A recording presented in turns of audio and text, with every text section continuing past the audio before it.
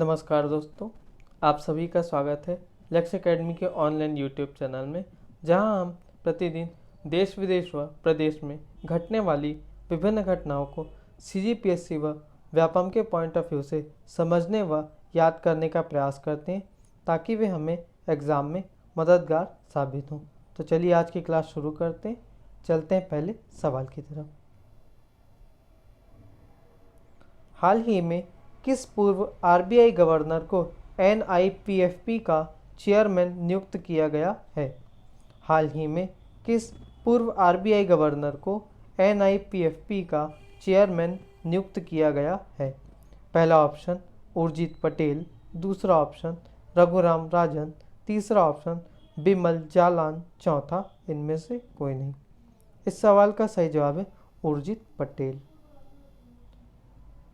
भारतीय reserve bank के पूर्व गवर्नर उर्जित पटेल को राष्ट्रीय लोक वित्त एवं नीति संस्थान एनआईपीएफपी का चेयरमैन नियुक्त किया गया है। वे विजय केलकर का स्थान लेंगे। एनआईपीएफपी वित्त मंत्रालय, पूर्ववर्ती योजना आयोग और कई राज्य सरकारों द्वारा संयुक्त रूप से स्थापित एक स्वायत्त निकाय है। यह एक स्वतंत्र गैर सरकारी निकाय है और केंद्र सरकार के साथ साथ राज्यों को सलाह देते हुए सार्वजनिक नीति में अनुसंधान करता है। एनआईपीएफपी की गवर्निंग काउंसिल, जिसमें राजस्व सचिव, आर्थिक मामलों के सचिव, वित्त मंत्रालय के मुख्य आर्थिक सलाहकार आदि शामिल होते हैं। आगे बढ़ते हैं। हाल ही में एएफसी ने महिला एशिया कप 2022 की मेजबानी किसे दी है? हाल ही में एएफसी ने महिला एशिया कप 2022 की मेजबानी किसे दी है? पहला भारत, दूसरा चीन, तीसरा जापान, चौथा इनमें से कोई नहीं। इस सवाल का सही जवाब है भारत। एशियाई फुटबॉल परिसंघ एएफसी ने महिला एशियाई कप 2022 की मेजबानी के अधिकार भारत को दिए हैं। दुनिया भर में खेलों की शुरुआत के बीच भारतीय फुटबॉल के लिए बड़ी खुशखबरी है। यह टूर्नामेंट 22 साल बाद देश में होने जा रहा है। माफ़ कीजिएगा, 42 साल बाद देश में होने जा रहा है। इससे पहले साल 1989 में मेजबानी मिली थी, तब भारतीय टीम रनर अप रही थी। आगे बढ़ते हैं।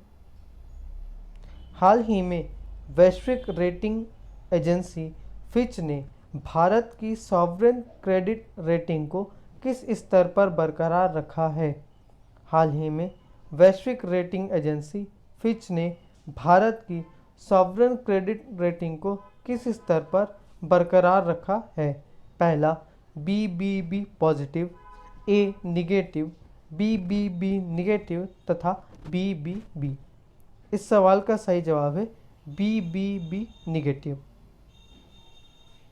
वैश्विक रेटिंग एजेंसी फिच ने 8 साल में पहली बार भारतीय अर्थव्यवस्था का आउटलुक स्थिर से घटाकर नकारात्मक कर दिया है। इसका कारण कोरोना वायरस के कारण दुनिया की अर्थव्यवस्था में पड़ी मंदी है। इससे विकसित और उभरती हुई अर्थव्यवस्थाओं की सॉवरेन क्रेडिट रेटिंग में बदलाव की संभावना बढ़ गई है।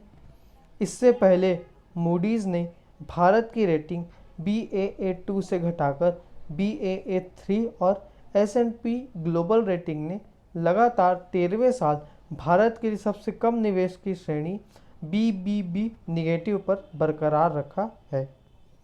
सॉवरेन क्रेडिट रेटिंग क्या होती है, थोड़ा सा समझते हैं। विभिन्न देशों की उधार चुकाने की क्षमता के आधार पर सॉवरेन क्रेडिट रेटिंग तय की जाती है।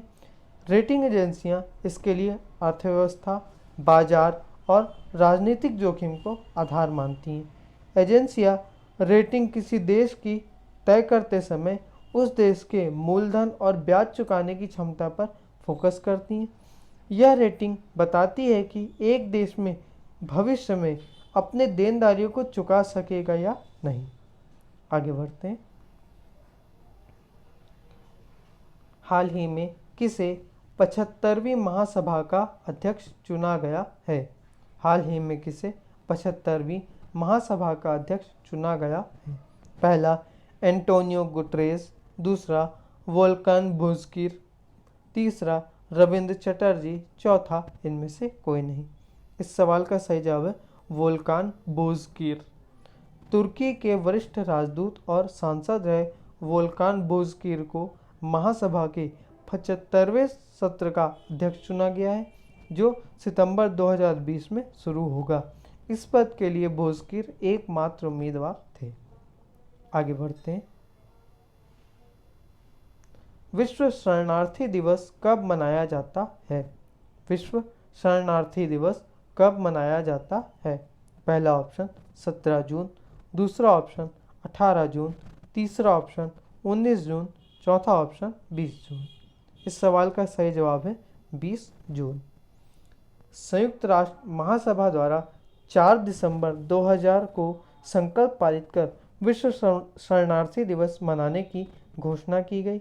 विश्व शरणार्थी दिवस का उद्देश्य शरणार्थियों की दुर्दशा पर ध्यान आकर्षित करना है। संयुक्त राष्ट्र शरणार्थी एजेंसी को शरणार्थियों के लिए संयुक्त राष्ट्र उच्चायुक्त के रूप में भी जाना जाता है, जो विभिन्न कार्यक्रमों की मेजबानी करता है और अपने अभियान के लिए विषय की घोषणा भी करता है। विश्व शरणार्थी दिवस 2020 की थीम में हर एक्शन मायने रखता है। आगे बढ़ते हैं। हाल ही में छत्तीसगढ़ राज्य सरकार ने कितने लघु वनोपजों को समर्थन मूल्य में लेने की घोषणा की है? हाल ही में छत्तीसगढ़ राज्य सरकार ने कितने लघु वनोपजों को समर्थन मूल्य में लेने की घोषणा की है? पहला ऑप्शन 7, दूसरा ऑप्शन 15, तीसरा ऑप्शन 22, चौथा ऑप्शन 31। इस सवाल का सही जवाब है 31। वन मंत्री मोहम्मद अकबर ने बताया कि राज्य में इसके पहले वर्ष 2018 तक मात्र 7 लघु वनोपज की समर्थन मूल्य पर खरीदी की व्यवस्था की गई थी। वर्तमान सरकार द्वारा वनवासियों को लघु वनोपजों के जरिए बड़ी संख्या में रोजगार उपलब्ध कराने के लिए समर्थन मूल्य पर खरीदे जाने वाले लघु वनोपजों की संख्या में निरंतर बढ़ोतरी करते हुए अब 31 लघु वनोपजों कर दी गई है, अर्थात अभी 31 लघु वनोपजों की खरीदी की जाएगी। आगे बढ़ते हैं। हाल ही में छत्तीसगढ़ सरकार ने कहाँ नवा छत्तीसगढ़ सदन बनाने की घोषणा की है? हाल ही में छत्तीसगढ़ सरकार ने कहाँ नवा छत्तीसगढ़ सदन बनाने की घोषणा की है? पहला ऑप्शन नई दिल्ली, दूसरा ऑप्शन नया रायपुर, तीसरा ऑप्शन नई मुंबई, चौथा ऑप्शन इनमें से कोई नहीं। इस सवाल का सही जवाब है नई दिल्ली। आगे बढ़ते हैं। छत्तीसगढ़ सरकार द्वारा मुख्यमंत्री सुगम सड़क योजना के तहत कितने करोड़ रुपए आवंटित किए जाने की घोषणा की गई है? छत्तीसगढ़ सरकार द्वारा मुख्यमंत्री सुगम सड़क योजना के तहत कितने करोड़ रुपए आवंटित किए जाने की घोषणा की गई है? पहला 300 करोड़, दूसरा 200 करोड़, तीसरा 400 करोड़, पांचवा चौथा 500 करोड़। इस सवाल का सही जवाब है 200 करोड़। इसके तहत स्कूल, अस्पताल, राशन दुकानों व सरकारी कार्यालय तथा सभी सार्वजनिक स्थान पक्के सड़क मार्ग से जोड़े जाएंगे।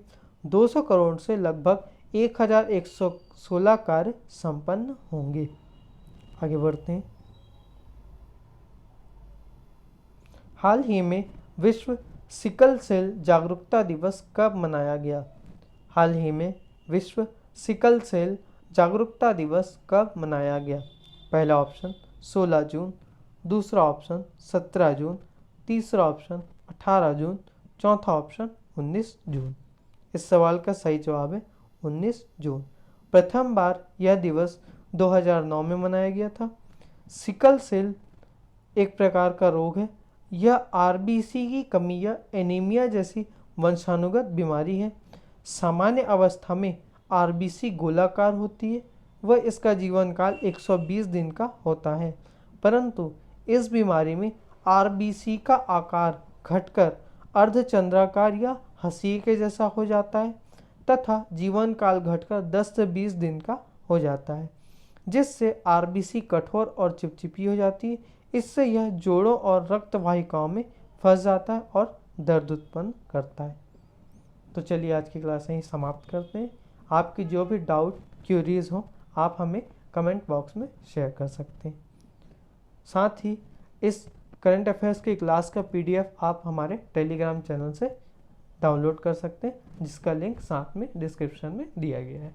धन्यवाद।